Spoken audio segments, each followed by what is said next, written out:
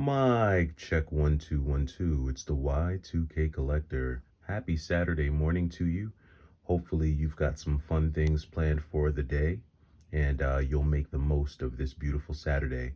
I wanted to start today off just by giving out a warning to resellers who have started their reselling business, and maybe you've been able to make some sales, and maybe you have your whole system set up, but perhaps you haven't taken a look at all of the financial aspects of your business. And what I'm referring to in particular is taxes. A lot of times we start businesses, whether it be reselling, hot dog stand, a food truck, whatever it is we're doing, and we don't consider what the IRS is going to be looking for, because they always want their piece of the pie.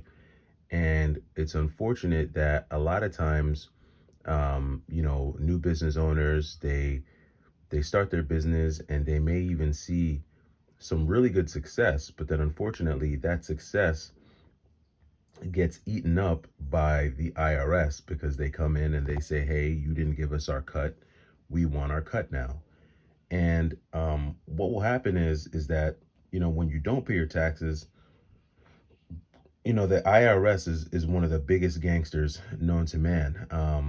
They are the largest gang. They're the most well-enforced gang, and they don't need permission to come and take your money. And when they do, you can't call the cops.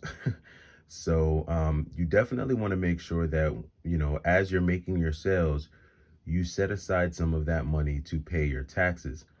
And the reason for that in particular, for those who don't know, is that one of the things that came out of a lot of the stimulus, when we were getting a lot of stimulus, was the IRS got a lot of money from the government. They got a lot of money. And the idea was that the government was going to give them billions of dollars so that they can go out and audit um, the more wealthy individuals in this country, folks who are making over $300,000 or $400,000 a year. So the plan was that the IRS was given all of this money from the government so that they could hire more auditors, so that they could improve their labor force, they could expand their labor force, so that they could improve their customer service and have more people available when you call them. And a lot of this is just posturing, right? Like, I couldn't tell you if the IRS experience is any better today than it was 5 years ago. I think most people who have had to deal with the IRS would probably say it's not. But nevertheless, this is what was done. And so now the IRS, they have a lot more manpower, they have a lot more firepower, and their gang has just expanded quite quickly. And it means that there's now more people available to come and audit you.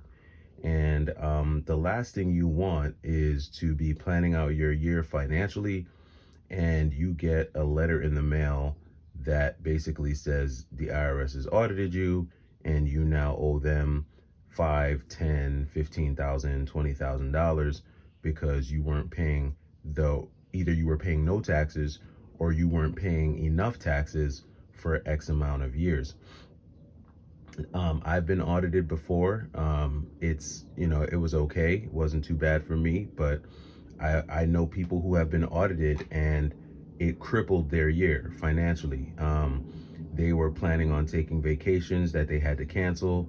They were planning on doing renovations that they had to postpone because the IRS came in and slapped them with a hefty, hefty bill. So if you're a reseller out there, if you're someone who makes their money by engaging in any type of work that isn't like W-2, like if you're not at a job or a company where you're getting a W-2 pay stub, then I strongly suggest that you start to look at how much income you've taken in, and start to look at how much you should be paying in taxes, how much you are supposed to have paid in taxes.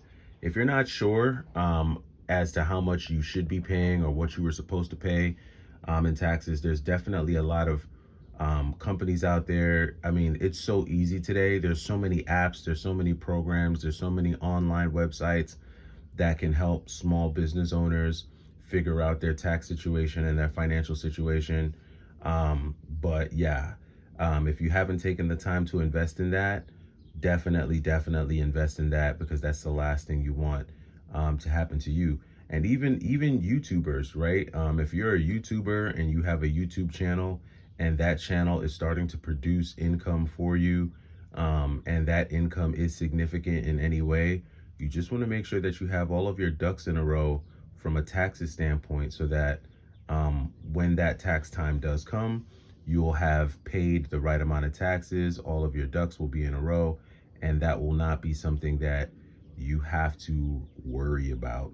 So just wanted to kind of throw that out there. I've been seeing a few videos so far this year, multiple videos so far this year, with different resellers talking about how taxes have impacted them and their business across the board. The most recent one that I saw was I think I forget his name. He's a preacher. I can't remember his name right now. It's very early, forgive me. But he has a YouTube channel, and I came across his video and he mentioned it. I know Cody with a K also mentioned at the start of his recent game collection challenge that the IRS or taxes impacted him, and he wound up having to sell, I think, all the games that he had in his previous $10,000 game collection. And I've also seen just, other YouTubers really just talk about how taxes have impacted them, and not being as conscientious of how much they're paying in taxes and what they're setting aside has impacted their business. So definitely just keep that in mind. And I think this is probably more pertinent to, like I said, those who resell more heavily. If you're someone who does some minor reselling, or if you just sell games to be able to buy new games and you're not doing more than, I don't know. Again, I'm not a financial advisor, so you'd have to speak with a financial advisor. But if you're just doing this occasionally, if you sell one or two games per month or something like that, I don't think you need to dig that deep into it. But if you're making tens of thousands of dollars reselling video games, and it's become your livelihood, and it's how you're paying your bills and feeding your family, well, that's considerable, and it's considerable income, and it's something that the federal government is definitely going to want a piece of. So just keep that in mind. It is a beautiful Saturday. I was trying to get my camera going so I can film uh, one of my more formal types of videos, but I'm having some technical difficulties with my camera, specifically my lens. I may need to actually go out and get a new lens, which is a bummer. Hate having to pay for lenses, but on the camera that I have, I actually use a lens adapter. So I may have to go out and buy a lens, which stinks. But if I gotta do, you gotta do what you gotta do, right? If I'm gonna take this YouTube thing seriously, it means I need to make sure that I have the right equipment. So I'm gonna take some time and do that today, and I'll hopefully get that squared away. And I will be back this afternoon with another video. But until then, it's the Y2K Collector. Enjoy this Saturday. It's supposed to be some great weather, or some better weather. And I will see you this afternoon. Take it easy.